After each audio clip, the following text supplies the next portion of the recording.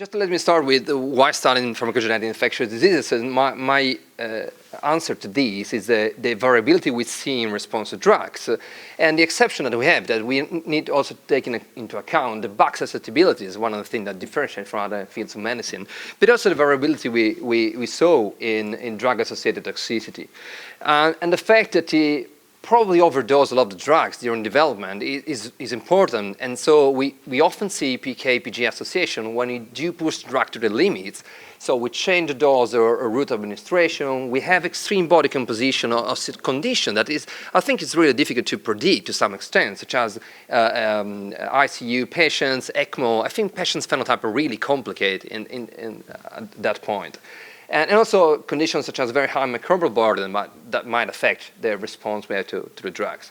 But starting from the huge difference we see in phenotype from the outside and also from the inside, because we know that individuals carry a lot of real loss of function genes, and that might be important. So I think Professor Haas afterwards will tell us about all the difficult things to push pharmacogenetics into clinical practice, and we often hear in exploratory clinical studies instead of being confirmatory studies. And just to take a look at which polymorphisms are suggested now by guidelines in the field of HIV, just 3. So UGT1A1, HLA-B5701, and IL-28B. That's the only one that are at the moment suggested to perform it. So I think our plan at the beginning was very straight. So you do see the association, you apply it in clinical practice, you increase the precision of medicine, but now realize that the field is much more complicated. We are some there in the middle, stuck on the ferry, possibly. And one of the things we started to understand is the huge genetic heterogeneity. This is one map of Africa, and they saw the most relevant polymorphisms in several enzymes, including cytochromes and transporters, and the difference is huge, but within each country is even a higher difference. So we started working in Uganda. In Uganda, there are at least 50 different ethnic groups. We don't know which is the difference prevalence of SNPs for selected genes.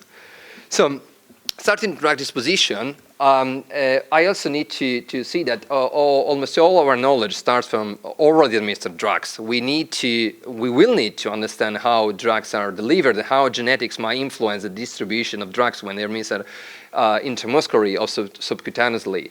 And also some of these transporters we know they are there, but we don't know which direction is the transport, how much they do affect distribution. For example, bile duct elimination of drugs is less known than absorption in the gastrointestinal tract. So for the drugs that have been studied in the recent years, we do have some data on real pivorine.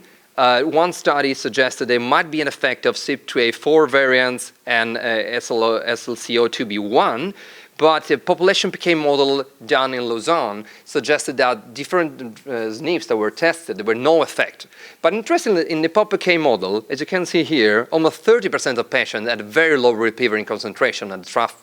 So we still see a huge variability that need to be studied, and probably it's not just absorption. There are other things going there that we need to understand in order to see which patient might benefit for at least therapeutic drug monitoring.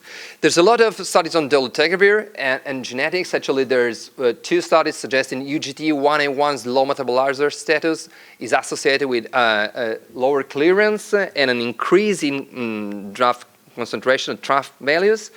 And also at CROI, it was shown that ABCG2 and PXAR might affect dolutegravir exposure. This is the most recent one. As you can see here in the back, there are 2 associations between PXAR, loss of function genes, and both Cmax and AUC. So suggesting that it might be that we might see this variability in concentration. It might depend on single nucleotide polymorphism.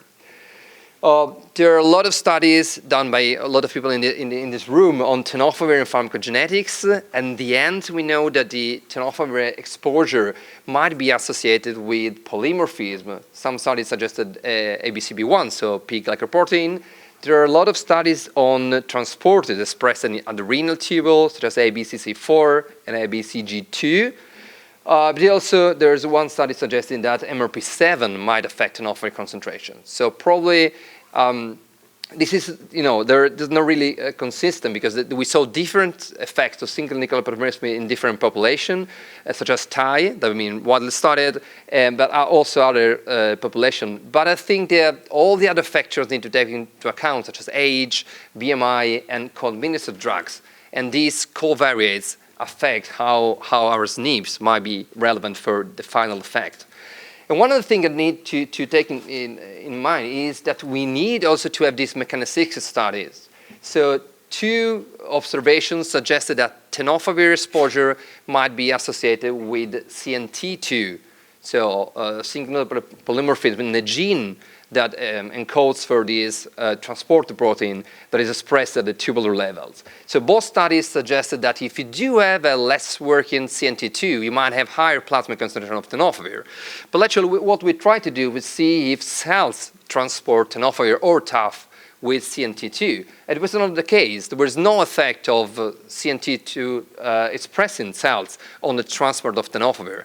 So what we see, again, might be just an effect of linkage disequilibrium or a random effect. And so after just noting an association in these large studies, we need to go back and see if even these, let's say, less known transporters might have a significant effect in the transport of drugs. As for pharmacology in tissues and cells, I think we have less data. We do the genetics is really important in the function of all the transporters expressed at these barriers. We know, for example, that peak glycoprotein might be really important for brain tissue concentrations. I really like the studies in which they used knockout mice for PGP, or monkeys in which they inhibited PGP by drugs, like PGP inhibitors. And as you can see, the tissue concentration of several drugs is much, much higher when you do block PGP.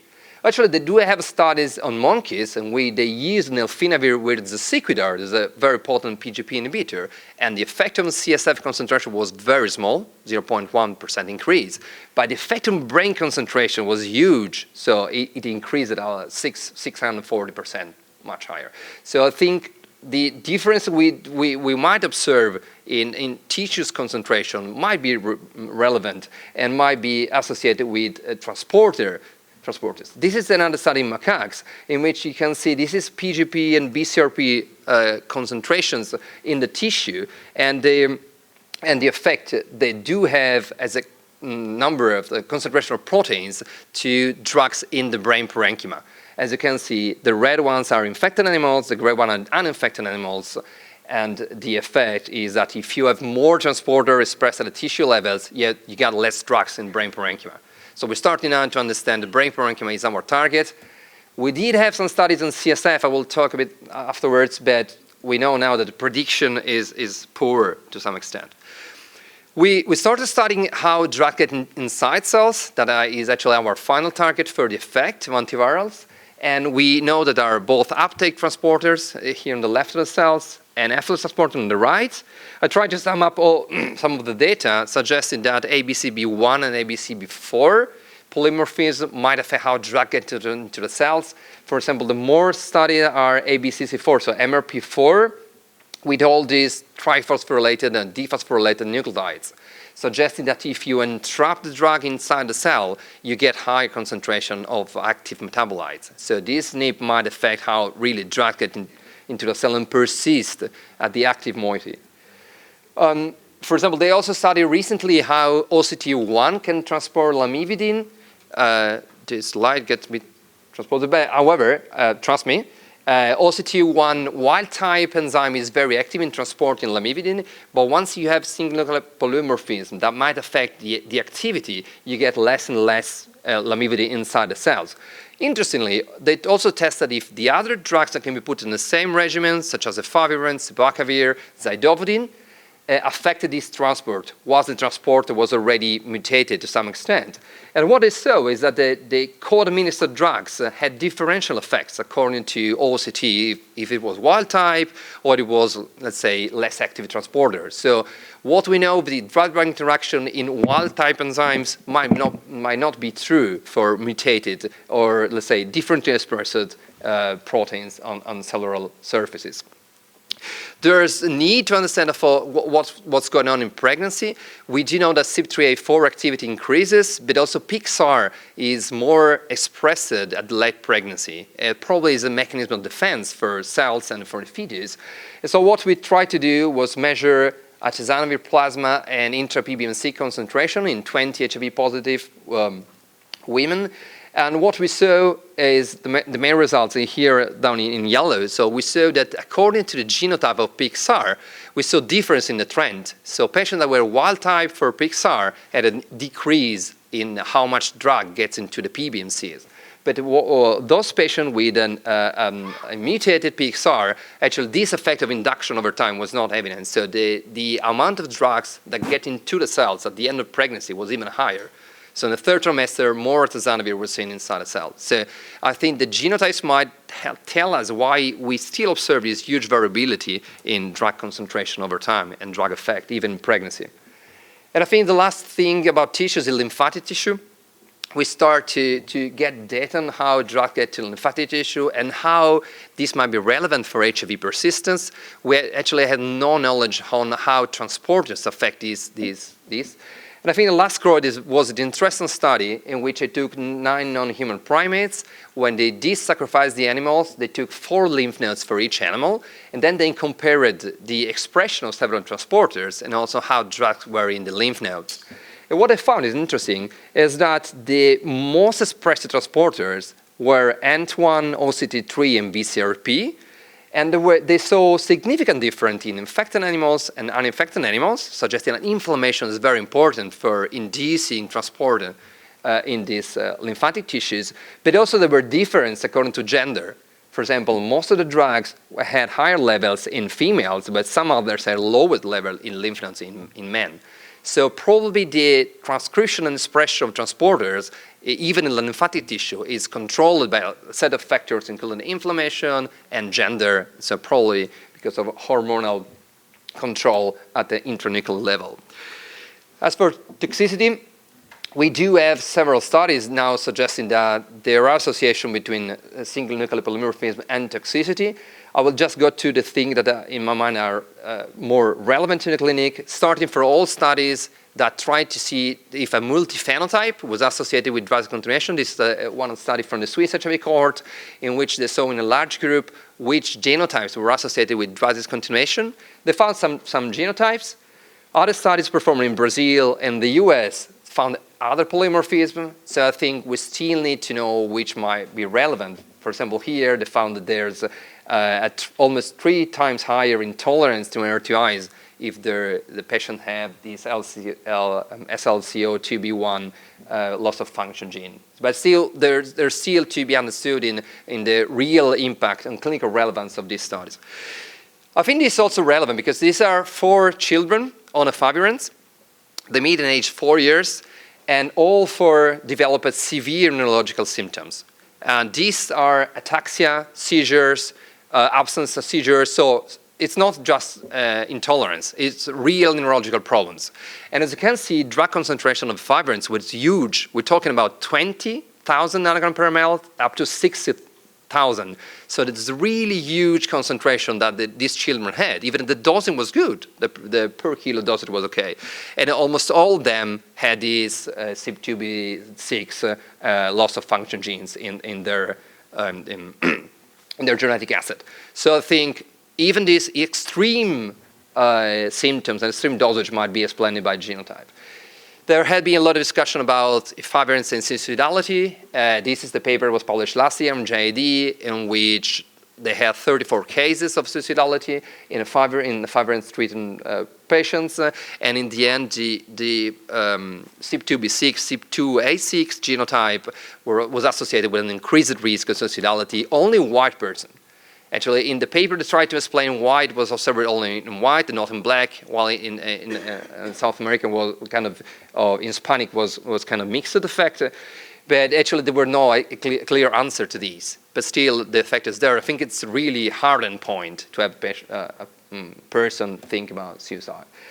Still, the mechanism is unknown. I didn't want to go through 8-hydroxyefavirenz, but there are papers saying that 8-hydroxyefavirenz is neurotoxic. Some others saying that if you take patients and they do tasks And those with higher 8-hydroxypivirine concentration are those doing better.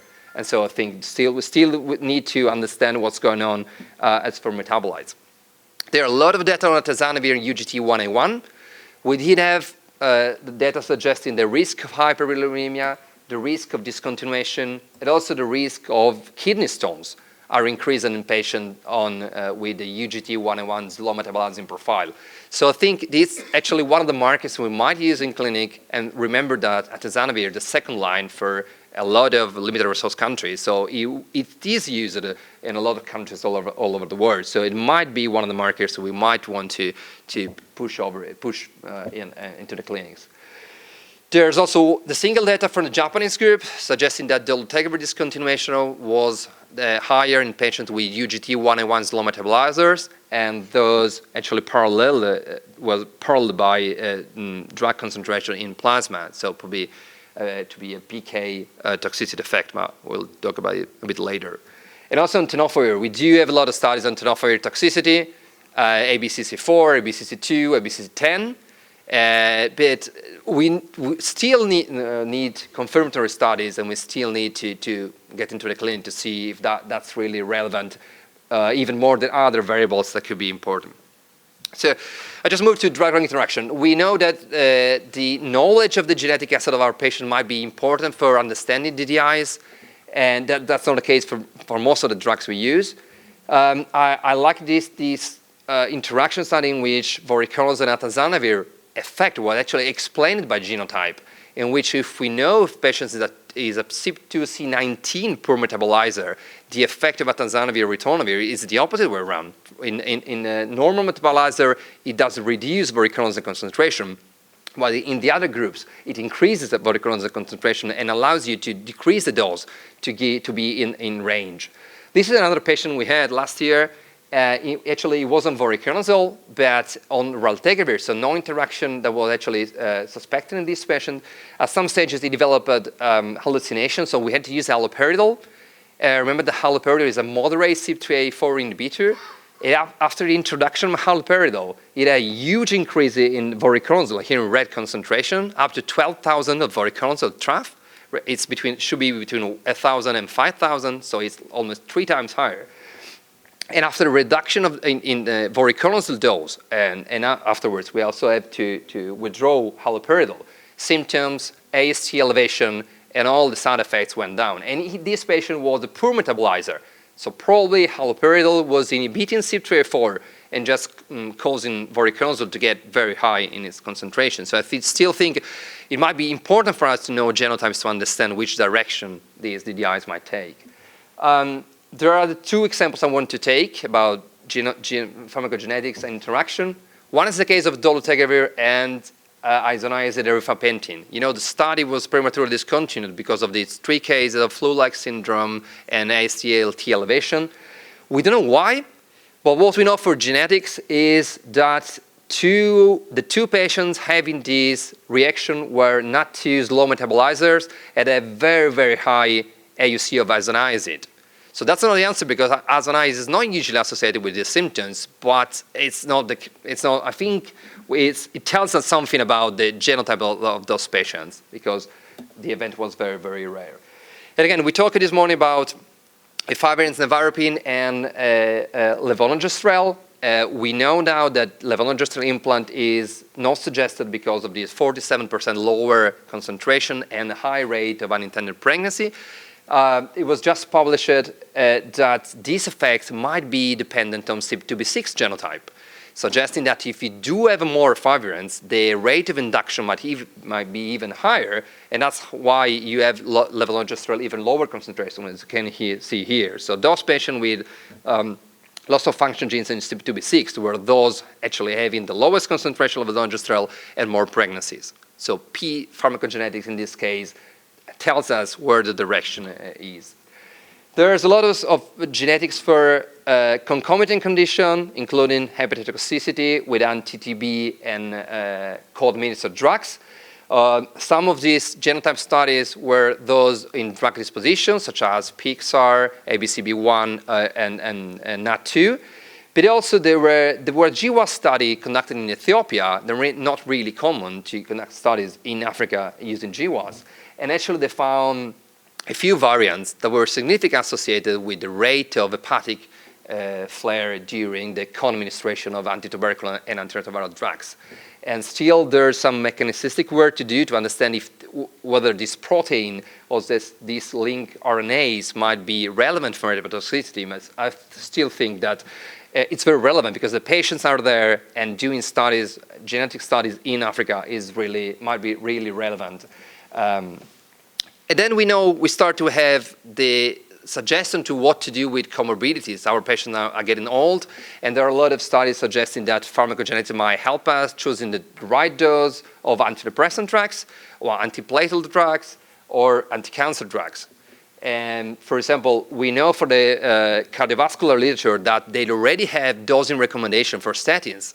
In this case, if you put together SLCO, 1B1, ABCG2 genotypes, and age here down, they suggest which is the dose to start with, for example, with rosuvastatin. And so on this complex interaction, we already have our drug-drug interaction. So I think it will be very important to have a help in choosing the dose of the concomitant condition we treat our patient with. And there's also already an interesting editorial suggesting that since we're seeing a huge increase in non-communicable disease in Africa, that may be very important for treating African patients with HIV and also take care of the comorbidities they're kind of developing. We also have new targets that I think that might be interesting. One of the things is the immune-driven selection of mutation of the virus. So this observation started to see that there are some mutations in NRTIs, such as the E138, that confers resistance to rilpivirine or reduces the effect of rilpivirine. Well, actually, this mutation is more common in patients with HLA-B18. This is a large study suggesting if you do have an HLA, a particular HLA, B18, you do have a 12% of E138 before starting treatment with rilpivirine. While the risk is very, very low if you don't have this particular HLA. So there might be an immune pressure by the immune system on the virus to select certain mutation before starting the treatment. And interestingly, the prevalence at the population level of HLA-B18, well, in those populations with the highest prevalence were those with the highest presence of E138X. So there was a direct correlation between these two events. This is the first new target in my mind. And the second one is genetic susceptibility to infections. There are a lot of studies on that. It's very complicated, I think. But for example, we start to know now that the microbiome is somehow controlled by human genes. There are interactions at the intestinal level, but at all levels in which the microbiome is, let's say, controlled by human genes. For example, this GWAS suggested that some genes associated with obesity have a very strong association with Akkermansia, that is one of the microbes in the gut that is associated with weight gain, for example. So it's another setting which it might be important. It can also be important for HIV because we know the microbiome might affect some disease, but it might also affect HIV acquisition. There's a very recent study suggested that the vaginal microbiome is associated with the risk of acquiring HIV sexually. So I think the genes might control or affect the microbiome that in turn might affect our risk of getting disease. So in conclusion, I think we studied several genetic variants that have been associated to pharmacokinetics or toxicity. The effect size of most of these associations is small and need to be actually replicated in prospective studies. We don't have randomized clinical trials using genetic markers, so that would be one of the things it may be important to see what's going on in clinical practice. But I think the large scale-up of antiretroviral use in limited resource countries warrant our further efforts in trying to characterize drugs' PK, DDIs, tolerability, and pharmacogenomics. And this is an editorial in Nature last year suggesting that putting genomes to work in Africa promises to bring precision, but will it help? So I thank you for your attention.